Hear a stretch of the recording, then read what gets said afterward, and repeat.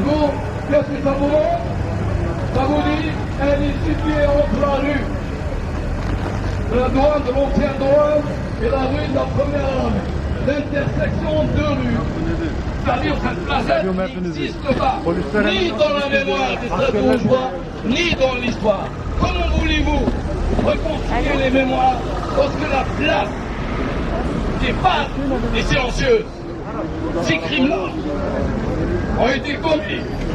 Regarde, dans le cri, une nuit terrible, et la place, elle est sale, toujours sans.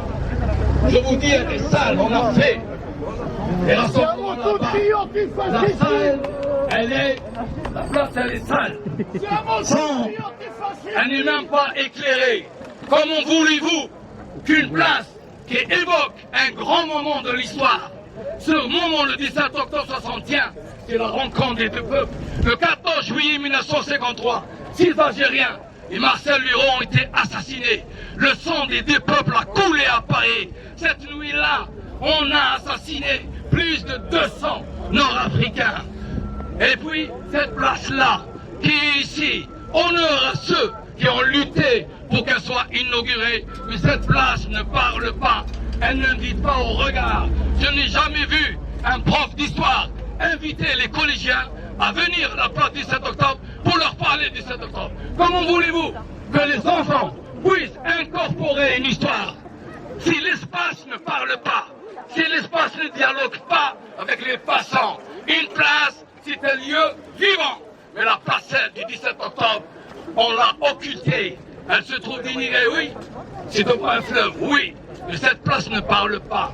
Elle n'est pas à la hauteur de l'histoire des deux peuples.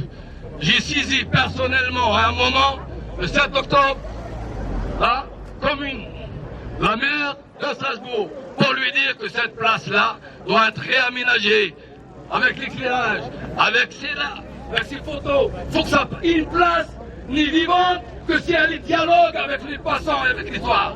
Comment faire rendre l'histoire vivante si l'espace est muet? L'espace ne parle pas, on le traverse. La place du 17 octobre, elle ne figure pas dans la mémoire des Strasbourgeois. Ne la connaissent que ceux qui militent.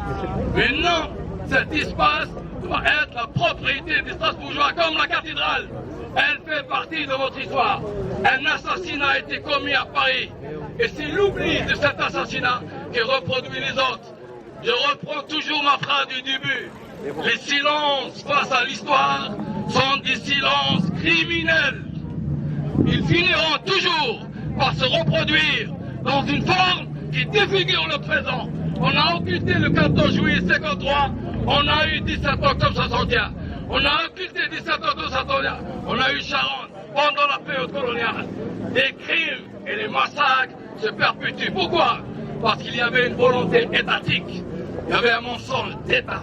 C'est pour cette raison que ce massacre-là reste un crime d'humanité, parce qu'à cette époque-là, les Nord-Africains étaient des Français musulmans. La police parisienne a tiré sur une partie de la population française, parce qu'à cette époque-là, le mot algérien, l'Algérie n'existait pas. C'était une volonté d'indépendance qui était là, vivante, réelle. C'est cette volonté d'indépendance qu'on a voulu écraser. On a tiré sur des manifestants pacifiques, bien entendu. Oui. Donc, je reviens uniquement pour essayer d'interpeller toute la commune sur le réaménagement de cette place, intégrer cette place dans l'histoire, faire visiter cette place aux collégiens et aux lycéens. Il faut que ces massacres-là font partie de la mémoire du peuple français, partagé avec nos enfants.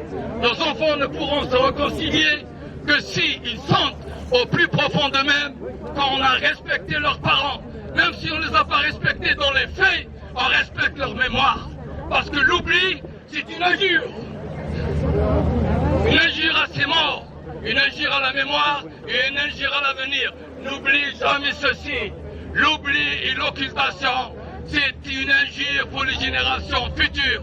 Parce qu'on est en train de préparer, qu'on le veuille ou non, des fissures, des abîmes entre les générations et entre les mémoires. Reconnaître et assumer son passé, c'est réconcilier les mémoires. C'est ça la grandeur d'un peuple, comme l'a fait Jean-Luc Kennedy. Les combattants de la liberté, c'est ça la France lumineuse. Papon représentait le visage sombre de la France, qu'on le veuille ou non. Jean-Luc Kennedy, Georges Mathieu, à cette époque-là, le réseau Janson, tous ces intellectuels, sans oublier ceux qui étaient à Alger, surtout Maurice Audin. Et nous rendons hommage toujours au comité Maurice Audin et surtout à sa femme, à ses enfants. Il a choisi la liberté, il a choisi l'honneur. Et c'est lui qui représente l'honneur de la France. Moi, à titre personnel, je vais vous le dire, j'étais étudiant à Alger. Un jour, un ami me dit, tu sors d'où? Je lui dis, je sors de l'anti-Matibène. J'avais 20 ans. Il me dit, tu sais ce que veut dire Matibène? Il était là, il était âgé. Je reconnaissais en lui une mémoire historique. Je lui dis sincèrement, je ne sais pas. Il m'a dit, c'est là qu'il était étudiant, Maurice Audin. C'est là qu'il était assistant. Et en bas, devant le tir de faculté, il y a la place Maurice Audin qui est devenue, à ce moment-là, le symbole de la révolution pacifique alliée. C'est Maurice Audin qui m'a permis d'être ici en France. C'est Maurice Audin qui m'a permis de devenir français. Et je le dis, c'est cette mémoire-là que je veux honorer. Je veux honorer ceux qui ont libéré la véritable identité de la France lumineuse. Et non la France sombre. C'est à ces gens-là que nous rendons hommage aujourd'hui. Être là, c'est un devoir éthique, un devoir moral pour dire oui, les combattants de la liberté représentent l'honneur de la France et l'honneur du peuple français. Merci.